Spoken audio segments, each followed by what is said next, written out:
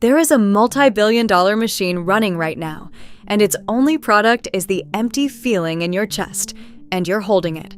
But first, you need to see where this ends if you don't. Later, I'm going to show you one piece of simple math that explains why some of the most successful people alive are also the most miserable. Why they climbed everything, got everything, and felt nothing. Miss that math, and there's a real chance you spend the next 10 years climbing the exact same mountain. Start here. Picture someone who did everything right. The degree, the job, the apartment with the good light. From the outside, their life photographs beautifully. But on a quiet Sunday afternoon, a hollow opens up in them, and one forbidden question surfaces. Is this it? So they do what you do, what everyone does. They reach for the phone, and that reach is the whole trap. Because the relief is the machine. The thing you grab to escape the emptiness is the thing manufacturing the emptiness. Every scroll sands down the part of your mind that builds meaning, the slow, reflective part, because that part only switches on when you're bored. And boredom has been abolished. Every gap in your day, the elevator, the line, the silence after a hard thought, has been colonized by some of the smartest engineers alive. Their entire job is to beat your thumb. They are winning, but that's only half the trap. The other half is arithmetic. Satisfaction is what you have divided by what you want, and the modern world inflates the bottom of that fraction faster than you could ever fill the top. New things to want arrive every day, custom built for you, so you're sprinting up a down escalator that keeps speeding up, which means I'll feel full when I get the next thing isn't a plan. It's a mathematical guarantee of emptiness. The cheap answer is to delete the apps and simply want less, but this was never a willpower problem. The biggest lie is that being seen is the same as mattering. It isn't. Mattering to a million strangers is fame. Mattering to a few real people whose faces you can picture. That's what nourishes a life.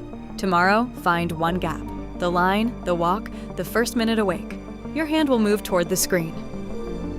Don't reach.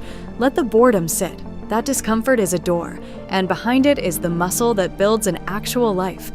The emptiness was never proof that something is wrong with you. It's proof the machine works. And now, every time your thumb twitches toward that glow, you'll know exactly what's asking. A grown man opens his front door, looks down at a little girl selling cookies for $2, and lies to her face. He tells her he already has plenty at home. He has none. He doesn't have the $2. And that lie is about to make him wealthy. But to understand what happened behind that closed door, you first need to understand the two prices. Everyone pays one of them, and if you get them backwards, you'll spend decades paying the expensive one without ever noticing the bill.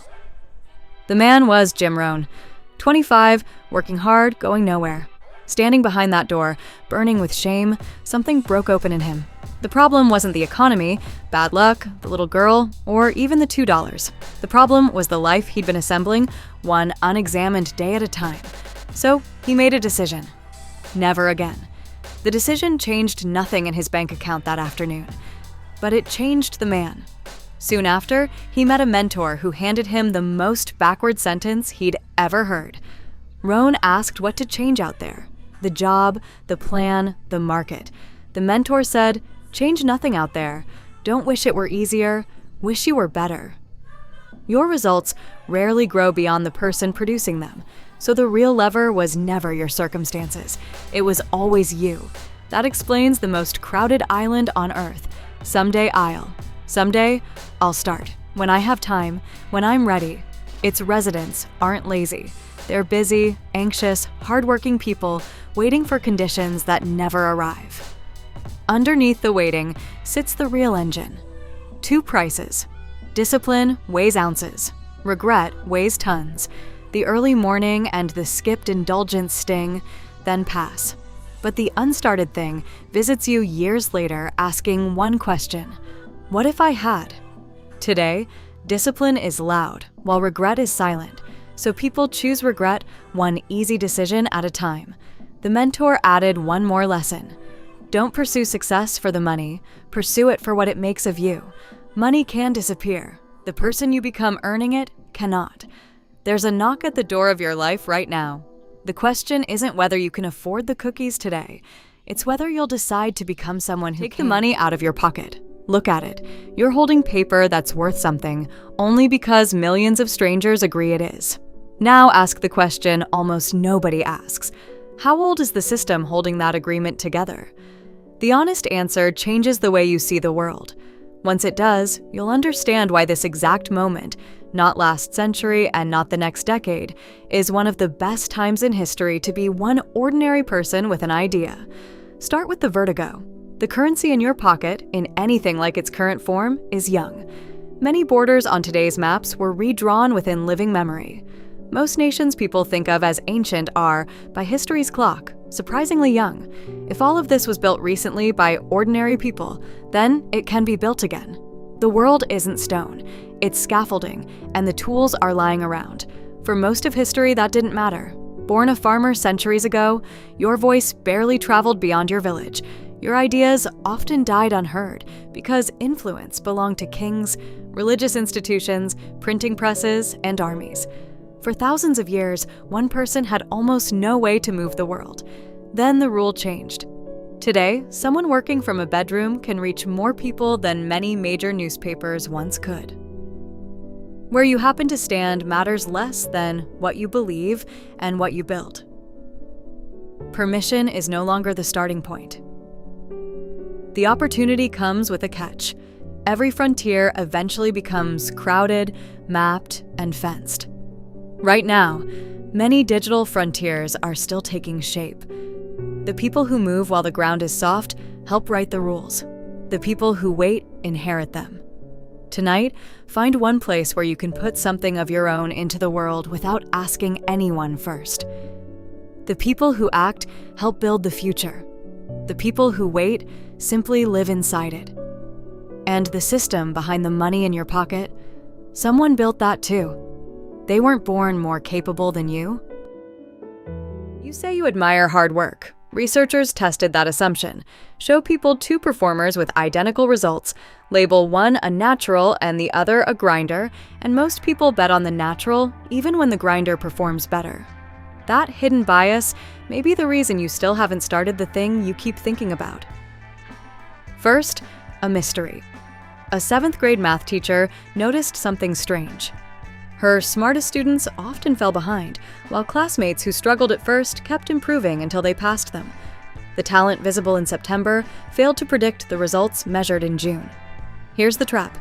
The moment you think about starting something meaningful, a voice says, "I'm just not a natural." It sounds humble, but it's the perfect excuse. If success belongs only to the gifted, hesitation feels reasonable instead of fearful. So capable people spend years preparing, planning, and waiting to feel ready. The problem is that readiness doesn't come before action. Action creates readiness. Waiting to feel ready is like waiting to feel warm before lighting a fire. Now for the math. Talent multiplied by effort builds skill. Skill multiplied by effort creates achievement. Effort appears twice. Talent appears once. Over time, someone with average talent who keeps showing up can surpass someone with greater talent who stops trying, because effort compounds while unused talent does not. The answer isn't simply believing in yourself. It's reversing the order. You don't get ready and then begin. You begin, often imperfectly, and that process makes you ready. Every expert you admire has a collection of awkward first attempts that nobody remembers. This week, ship one thing, one page, one video, one offer. The next time that quiet voice says, "I'm not the type," you'll recognize it for what it is, the most polite excuse ever invented for never beginning. One sentence predicts whether anyone will ever follow you before you post a single thing. Here it is. What's the one thing you believe about your field that everyone around you gets wrong? If you can't answer it, no algorithm can save you. If you can, the algorithm matters far less. You'll also discover why audiences never truly gather around content, and the simple formula that separates creators who get discovered from those who post into the void for years. For most of history, building anything started with land, a storefront, an office, a physical location. Your reach depended on where you stood. Today, that order has flipped. You can begin with an idea, and people who share your beliefs can find you from almost anywhere. The constraint has shifted from where you stand to what you stand for. That's why lasting communities form around a clear conviction, one belief the wider world gets wrong.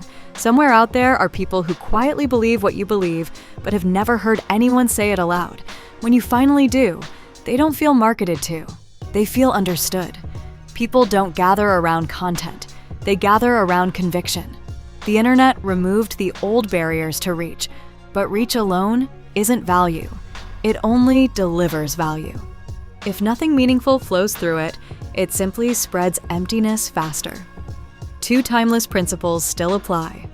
First, you're rewarded for the value you create, so your real job is becoming genuinely useful.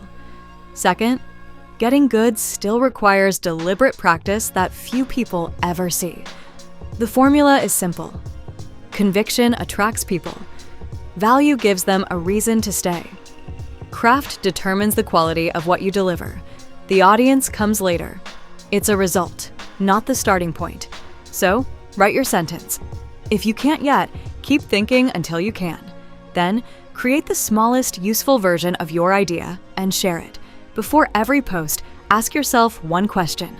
What am I asking people to believe? The most powerful technology ever handed to ordinary people is about to make some of them unstoppable and leave others emptier than ever. Same tool, same price, completely different outcomes. The difference was never in the machine. There is one question that separates every hour you spend with AI into two categories: the hours that build something meaningful and the hours that only feel productive. Technology has always amplified people. The printing press let one mind reach thousands. The internet let one person reach millions. AI is simply the biggest multiplier yet, allowing one person to accomplish work that once required an entire team. But the same tools can also fill every quiet moment, making distractions smoother, faster, and harder to escape. So, which future are you building? Here is the rule. A multiplier magnifies whatever already exists. It does not care about your goals. If you are building, AI helps you build faster. If you are mostly consuming, it makes consuming easier than ever. Applied to a builder, it expands creation. Applied to emptiness, it expands emptiness. That makes an old piece of advice more important than ever. Work harder on yourself than on your circumstances. Your tools are becoming increasingly powerful. They are no longer the biggest limitation. You are. So is the answer simply learning every AI tool? Not quite. The better question is this: is this making me a more capable builder or a more comfortable consumer? The same technology can do either, sometimes within the same hour. Use AI boldly to create, learn, and solve problems. The people who refuse it completely will fall behind, but do not let it replace thinking, reflection, or meaningful work. Comfort can quietly become another form of avoidance. AI multiplies whoever you already are, so become someone worth multiplying. The next time you open the tool, remember that it will amplify whatever you bring to it.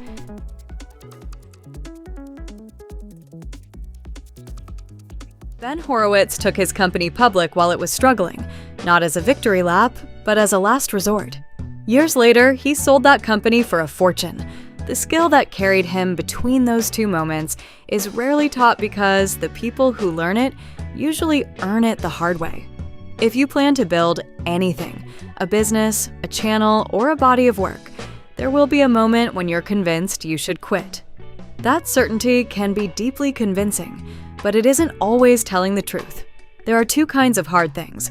The first kind is difficult, but comes with instructions. Someone has solved the problem before and left a roadmap. Then there are the truly hard things. Deciding what to do when your best plan stops working, leading when your confidence is fading, or choosing between imperfect options. There is no recipe for those moments. That's the danger. The missing recipe feels like proof that you're failing. It whispers that capable builders wouldn't feel this confused. That conclusion is one of the biggest traps you'll ever face. Horowitz called this season the struggle. Customers disappear, plans fail, sleep becomes difficult, doubt grows louder. The hardest part isn't the challenge itself. It's believing you're the only one living through it. In reality, many of the people you admire have stood in that same place. What helps isn't searching for one brilliant breakthrough. More often, progress comes from steady, unglamorous work. Solve the next problem. Tell the truth quickly, especially when the news is difficult. People can handle hard facts better than uncertainty. The most important skill sits above strategy. Manage your own psychology. Under pressure, the first thing that breaks is often the decision maker, not the plan. Protect your ability to think clearly. When your difficult season arrives, and if you build, it probably will. Remember this: the struggle isn't proof you've left the path. Very often, it is the path.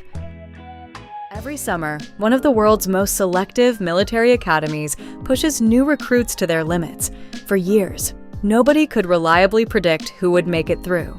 Then psychologist Angela Duckworth arrived with a simple one-page questionnaire that outperformed the Academy's own prediction system. What it measured wasn't talent or natural ability. It measured something you can deliberately develop. West Point evaluated recruits using test scores, fitness, leadership, and other indicators of promise. Yet those measures struggled to predict who would finish the toughest training. Duckworth's questions focused on something simpler. Do you finish what you start? Do setbacks stop you, or simply slow you down? The strongest predictor wasn't raw ability, it was the habit of staying. She found the same pattern while studying elite spelling competitors. The students who advanced furthest weren't always the most naturally gifted. They practiced differently. Instead of repeating what they already knew, they spent time alone working on the words they consistently missed. They leaned into discomfort instead of avoiding it. The same pattern appears everywhere. Effort builds skill, and effort turns skill into achievement. Talent appears once in the equation. Effort appears twice. Over time, steady effort overtakes unused potential because effort keeps compounding. Does that mean you should never quit? No. People with grit often abandon tactics, but they rarely abandon their highest goal. They organize life around one central purpose and treat individual projects as tools that serve it. If a strategy fails, they replace the strategy without giving up the destination. Grit also grows. It develops through interest, deliberate practice, purpose, and hope. None of those qualities are fixed. The real test doesn't happen at the exciting beginning. It happens in the long middle, after the excitement fades and something newer tries to pull your attention away. You don't have to be the most gifted person in the room. You simply have to be the one who keeps showing up. There is a condition that affects many ambitious people, and you can recognize it with one question. When you reach a goal, how long does the satisfaction last before the finish line quietly moves again? If the answer is only a short time, you may already know the feeling. Performance researcher Brad Stulberg spent years studying elite athletes, executives, and artists. From the outside, he seemed to embody peak performance. Behind the scenes, he found himself trapped in constant anxiety, always achieving but rarely feeling fulfilled. He eventually gave the pattern a name: heroic individualism, the endless drive to prove yourself while never believing you've done enough. The difficult truth is that this inner pressure cannot be satisfied by another achievement. If the problem isn't the goal itself, the next goal cannot solve it. Many people mistake that restless feeling for motivation. They believe slowing down or becoming content would destroy their ambition. Stulberg discovered something different. Constant restlessness does not strengthen performance. It slowly erodes it through scattered attention, anxiety, and exhaustion. Grounded people still pursue meaningful goals. The difference is where they begin. They work from a sense of purpose rather than a sense of deficiency. Imagine a tree focused only on growing taller. Without deep roots, the first major storm can bring it down. Growth requires stability first. Accept where you are. Stay present with the work in front of you. Be patient enough to let meaningful progress take time. The answer is not giving up ambition. It is changing the foundation beneath it. A life built entirely around proving yourself eventually becomes fragile. A life built on groundedness becomes resilient. The next time you achieve something and immediately feel the urge to chase the next milestone, pause for a moment and notice it. That awareness is where lasting change begins. The restlessness you admired for so long may never have been your true source of strength. 5 years from tonight, there are 2 versions of you. The difference between them comes down to the small choices you make today. Picture the first version. They didn't wait for the perfect plan. They started with an imperfect first attempt. Then came another small action, and another. A page written. A workout completed. A project shared before it felt ready. None of those moments looked important on their own, but over time, they compounded into skill, experience, and a body of work. Now picture the second version. They waited. They wanted better timing, more confidence, or a little more preparation. Every delay felt harmless because the cost of not starting is almost invisible in the moment, but small delays compound too. Years later, they become opportunities never taken and work that never existed. Both futures begin with choices too small to seem significant. It's easy to think you're already too late. Many people do, but there's an old proverb worth remembering. The best time to plant a tree was years ago. The second best time is now. You can't recover the time that's gone, but you can decide what the next 5 years will grow into. Before you go to sleep tonight, take one real step. Publish the imperfect version. Write the first page. Send the message. Build something small. The future isn't something that simply happens. It's built through ordinary actions repeated over time by ordinary people who stopped waiting for permission. One final thought. Those 2 5-year stories aren't imaginary. You're already living one of them. Every small decision helps determine which version of you you'll eventually meet.